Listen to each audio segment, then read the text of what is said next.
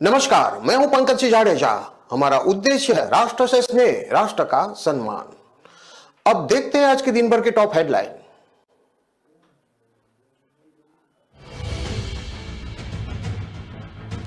$50,000 घूस दो, DM CM तक जाता है पैसा। मुख्यमंत्री नीतीश कुमार के सामने बोला फरियादी। दाखिल खारिज के लिए सीओ मांगते हैं घूस।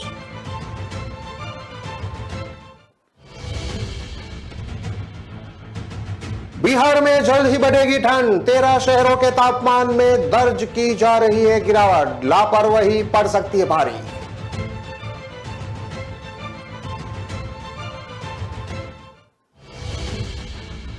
अपने ही दो नेताओं से परेशान है नीतीश। आरसीपी ने कहा पटेलियन बनिए, पलटू नहीं। पीके बोले 30 साल से बिना काम के वोट ले रहे हैं।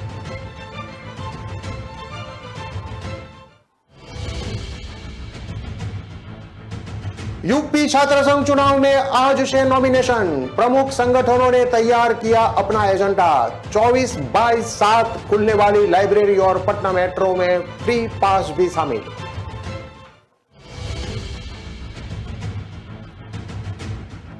और चिराग पासवान की पार्टी का बड़ा दावा। मोकामा में कैडर वोट की वजह से कम हुआ जीत का अंतर। प्रचार में देरी भी एक वजह।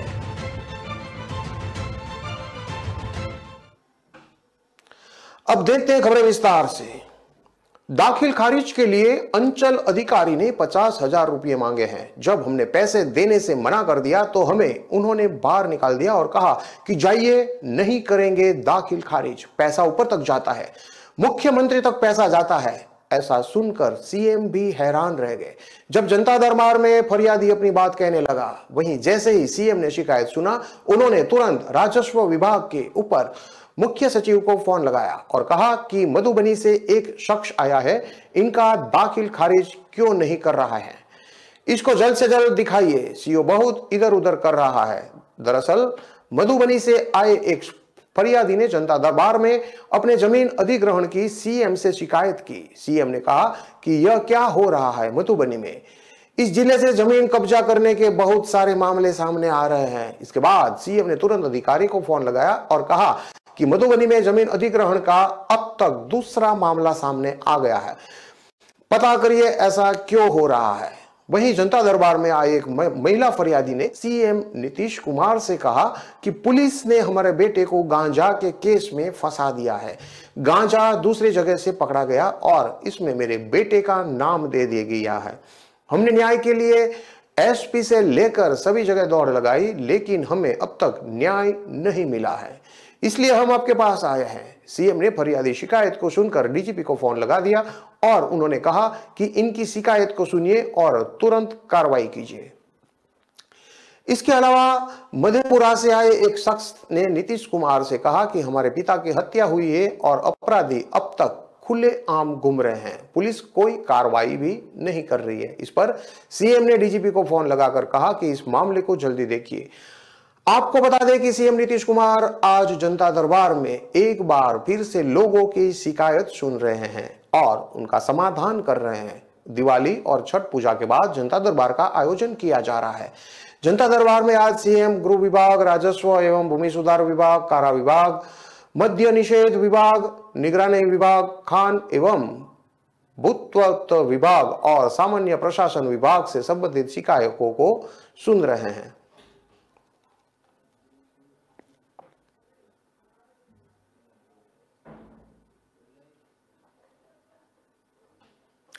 बिहार में मौसम अब कभी भी करवट लेने वाला है। मौसम विभाग की माने तो पूरे राज्य भर में उत्तर पश्चिमी हवा का प्रभाव नहीं, बल्कि अब उसकी जगह पूर्वैया बह रही है।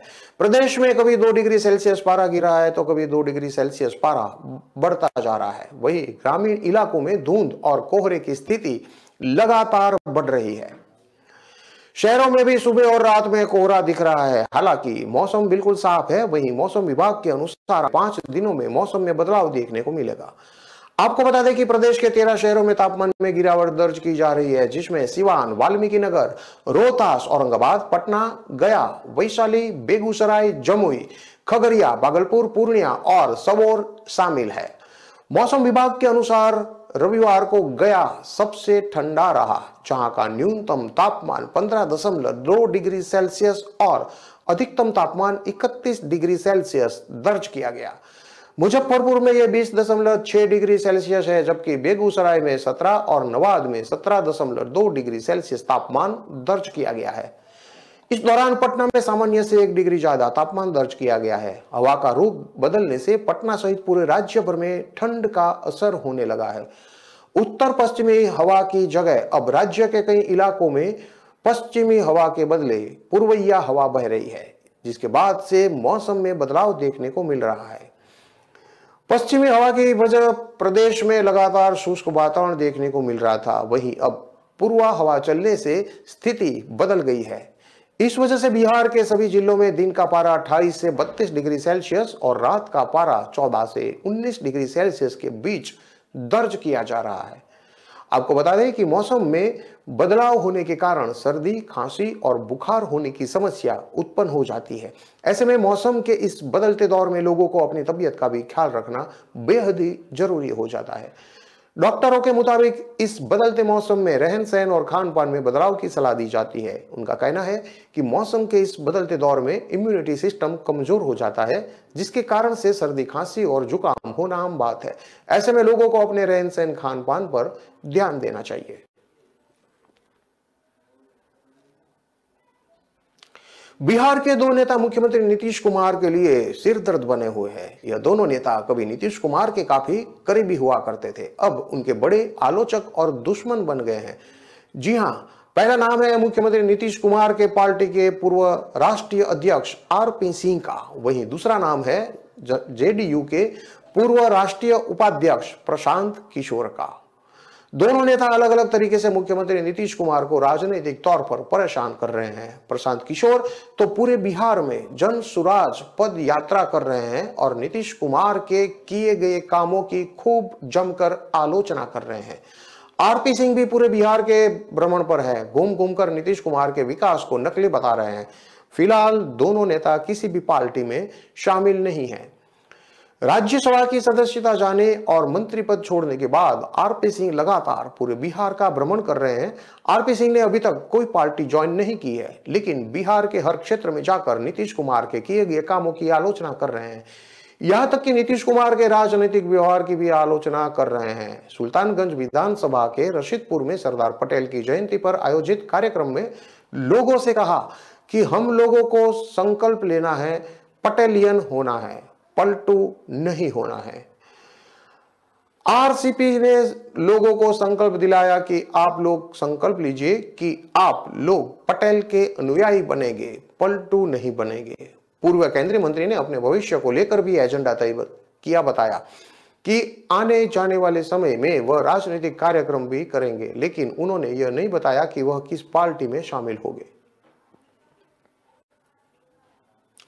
पटना यूनिवर्सिटी छात्र संघ चुनाव को लेकर सभी पार्टियों ने तैयारी शुरू कर दी है। 2 सालों से चुनाव नहीं होने की वजह से विश्वविद्यालय के कई सारे मुद्दों पर काम नहीं हो पाया था, इसलिए इस बार चुनाव में सभी पार्टियों ने अपना अपना अलग एजेंडा बनाया है।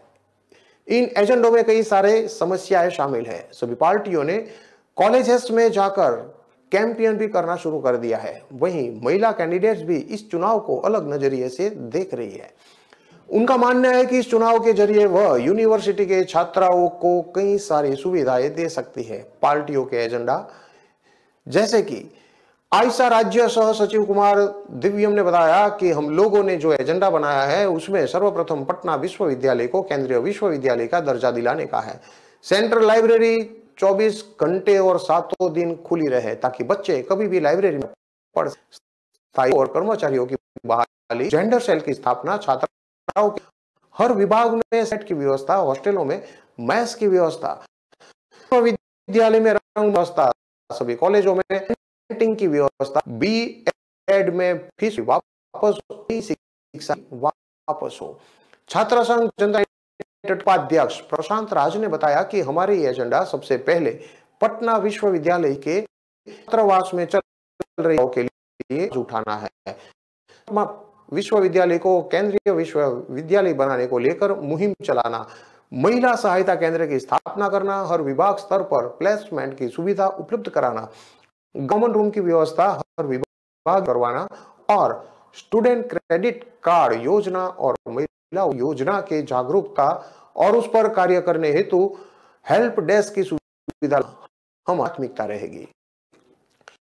पीवीपी के प्रदेश मंत्री कुमार ने कहा कि हमारी विश्वविद्यालय में लोकतंत्र जिंदा, साथ ही छात्रों के मूलभूत समस्याओं, शिक्षकों, आचार्यों, घोर कमी, स्मार्ट क्लास से विश्व छात्रों के लिए बस की सुविधा, वही मुक्त कैंपस, जरूर के हॉस्टल का मरम्मत और हॉस्टल की संख्या बढ़ाने जैसे को लेकर मैदान में आएंगे।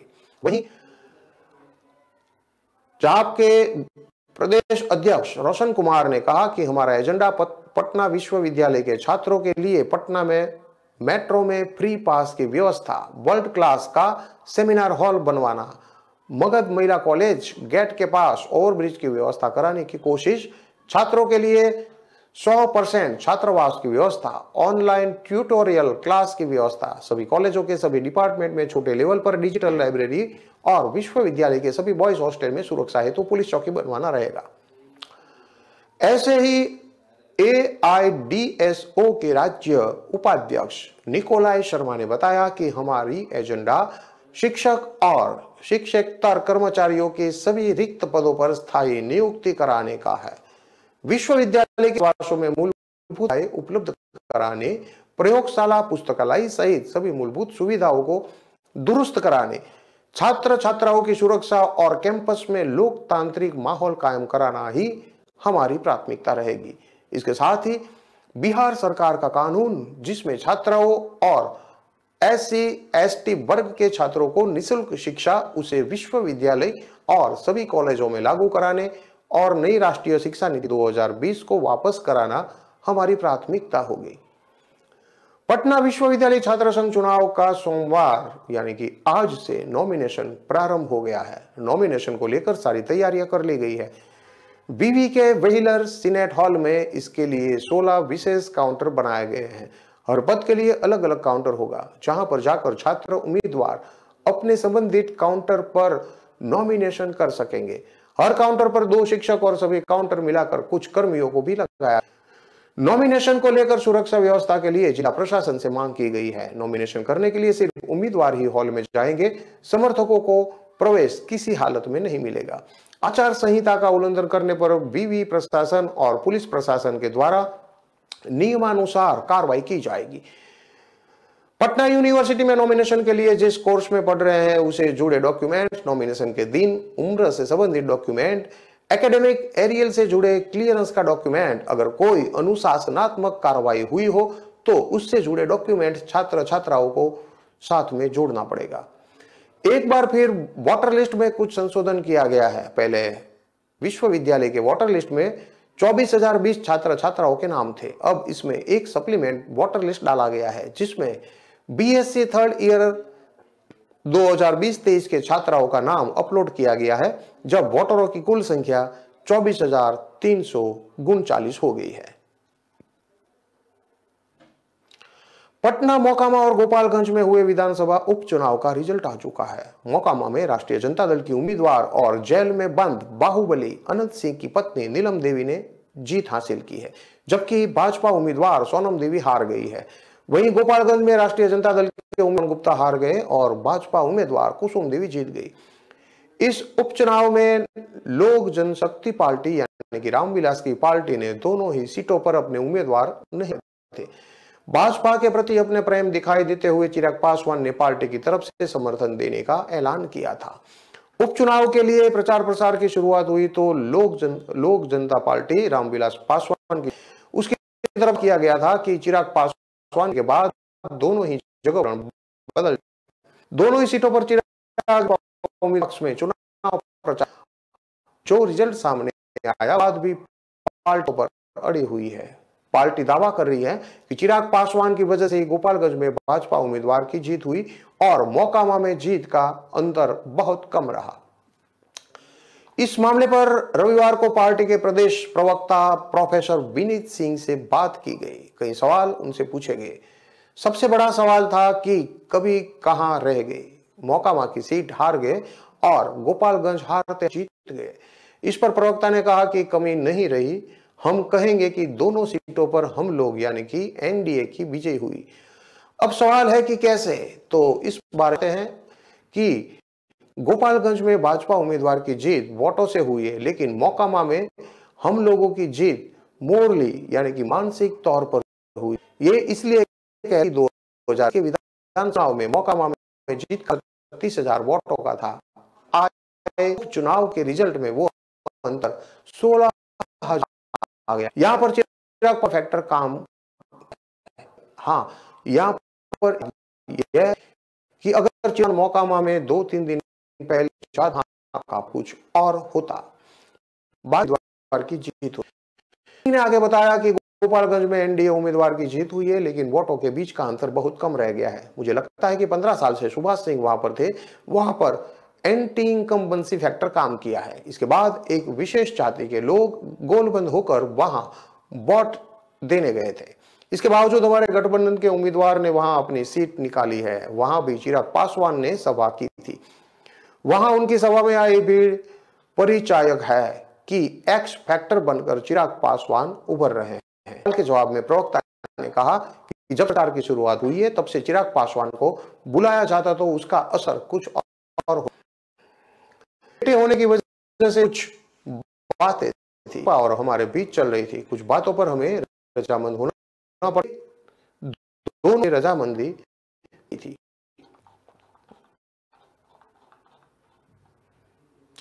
खबरों में लेते हैं अब एक छोटा सा विराम।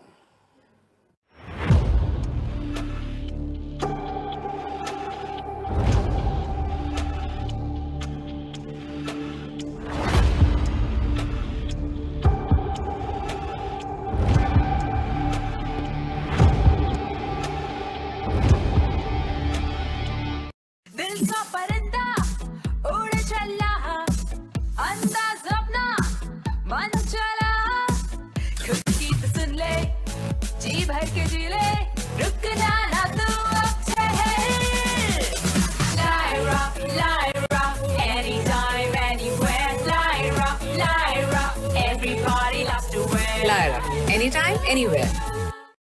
चंद्रू, कहाँ ले जा रहा मुझे? किराया पूछा? उबर ऑटो है मैम, किराया सही। जो चाहे वो करके दिखा दे। किराए पर नोक झोंक छोड़ो, उबर ऑटो से बस सोचो और चल पड़ो। उबर और चल पड़ो। चंद्रू,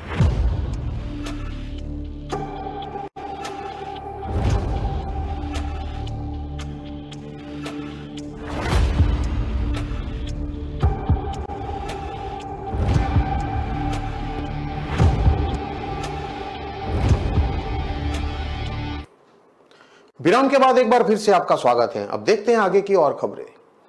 पटना में कला संस्कृति और युवा विभाग एवं राजकमल प्रकाशन की ओर से किताब उत्सव कार्यक्रम का आगाज भारतीय नृत्य कला मंदिर के बृहदेशीय परिसर में हुआ। यह कार्यक्रम 13 नवंबर तक चलेगा, जिसमें की बड़ी संख्या में भीड़ देखी जा रही है। युवा वर्ग में भी आजकल किताब के प्रति रुचि बढ़ गई है।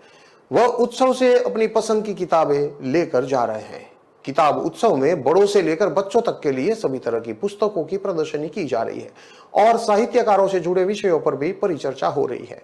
कला संस्कृति एवं युवा विभाग की सचिव वंदना प्रेषी ने कार्यक्रम की सराहना करते हुए कहा कि विभाग की ओर से आने वाले दिनों में इस प्रकार के कार्यक्रम शहर में आयोजित होंगे। युवाओं का रुझान पुस्तकों के प्रति बना हुआ है। भले ही इसके माध्यम बदल गए हो, लेकिन इसका अस्तित्व खत्म नहीं हुआ है।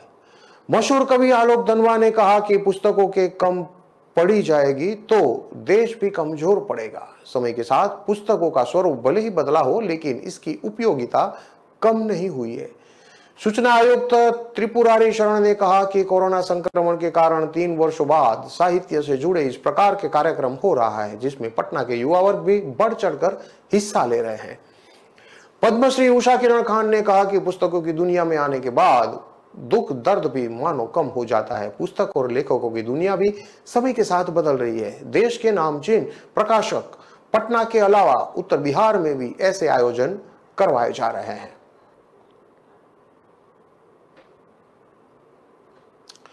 सर्वोच्च न्यायालय ने सामान्य वर्ग के लोगों को दाखिलों और सरकारी नौकरियों में 10% आरक्षण प्रावधान करने वाले 103वें संविधान संशोधन की वैधता को बरकरार रखा है। आर्थिक रूप से कमजोर लोगों के इस आरक्षण को लेकर सुप्रीम कोर्ट की चीफ जस्टिस यू ललित की अध्यक्षता वाली 5 जजों की बेंच ने 2 के मुकाबले 3 मतों के बहुमत से फैसला सुनाया। अब इस पर राजनीति भी शुरू हो गई है। बिहार के राजनीतिक पार्टियों में अलग अलग रिएक्शन है। किसे इसका भरपूर समर्थन किया तो किसी ने क्या कहा। जिसकी जितनी भागीदारी उसकी उतनी हिस्सेदारी को लेकर आंदोलन होगा। बिहार बीजेपी ने इसका समर्थन किया है। पूर्व उप मुख्यमंत्री और राज्यसभा सांसद सुशील मोदी ने इसका समर्थन करते हुए लालू यादव पर करारा हमला किया है। उन्होंने कहा है कि आर्थिक रूप से पिछड़े को मोदी सरकार द्वारा 10% आरक्षण को सुप्रीम कोर्ट द्वारा अपनी सहमति प्रदान करना एक ऐतिहासिक निर्णय है। लालू की आरजेडी अकेली पार्टी थी जिसने संसद में इसका विरोध किया था। सुशील मोदी ने कहा है कि अब लालू यादव और उनकी पार्टी किस मुंह से सवर्ण वोटरों से अपने लिए वोट मांगने जाएगी, जबकि उन्होंने दोनों सदनों में इसका विरोध किया था। सुशील मोदी ने यह भी कहा कि यह जो आरक्षण है वह 50% से अलग आरक्षण होगा। अब तक एसटी, एसटी, ओबीसी को मिलाकर 50% तक ही आरक्षण था, लेकिन आर्थिक रूप से पिछड़े लोगों के लिए अतिरिक्त 10% आरक्षण दिया गया है जो ऐतिहासिक है। वहीं बिहार के पूर्व मुख्यमंत्री जीतन राम मांझी ने दावा किया है कि इस आरक्षण की मांग उन्होंने ही की थी। उन्होंने इसको लेकर ट्वीट किया है कि मैंने पूर्व में ईडब्ल्यूएस के आधार पर सवर्ण जातियों के लिए आरक्षण की मांग की थी। आज माननीय उच्चतम न्यायालय ने मेरी बातों पर मोहर लगा दी है, जिसके लिए सबको धन्यवाद। अब जिसकी जितनी संख्या भारी उसको मिले उतनी हिस्सेदारी का जो आंदोलन शुरू होगा। इसके साथ जीतन राम मांझी ने नए आंदोलन की घोषणा भी कर दी है।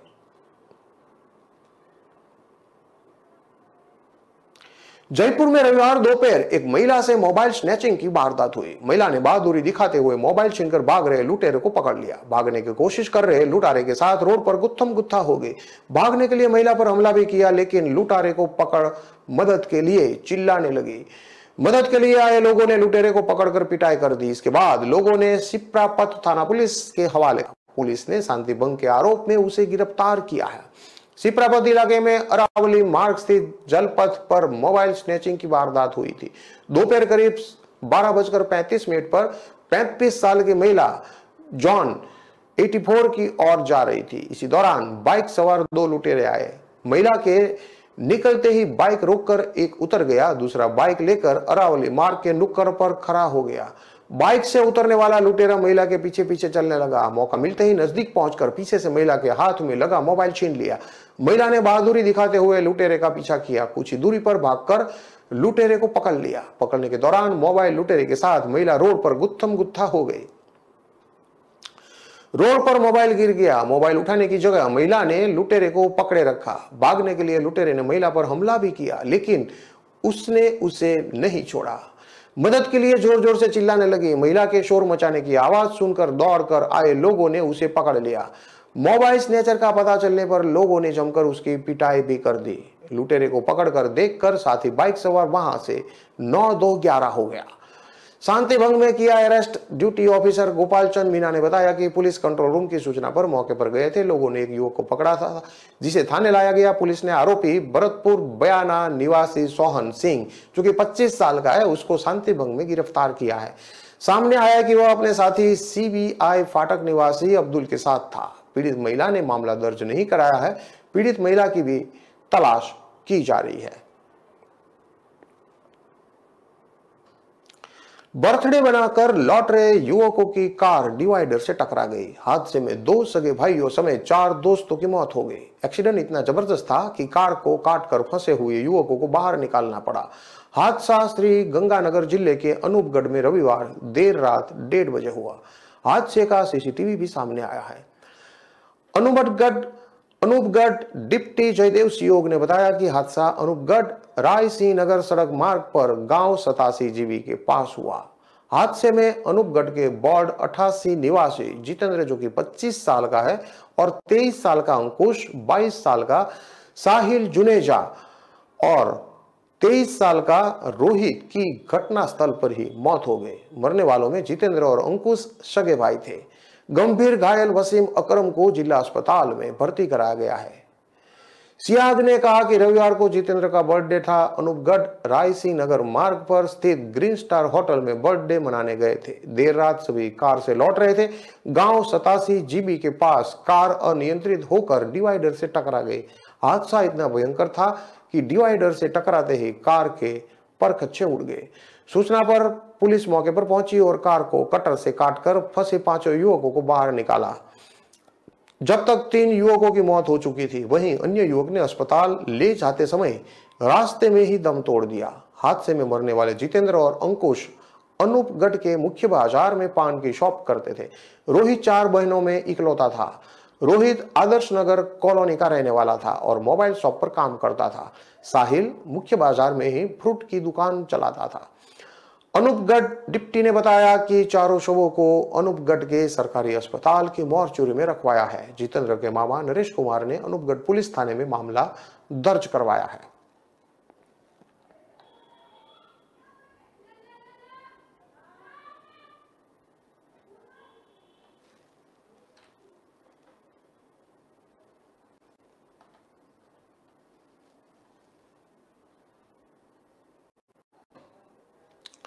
इन सारी खबरों को विस्तार से पढ़ने के लिए आप हमारे वेबसाइट का प्रयोग कर सकते हैं। हमारा वेब का पता है www.kalamkartavya.com।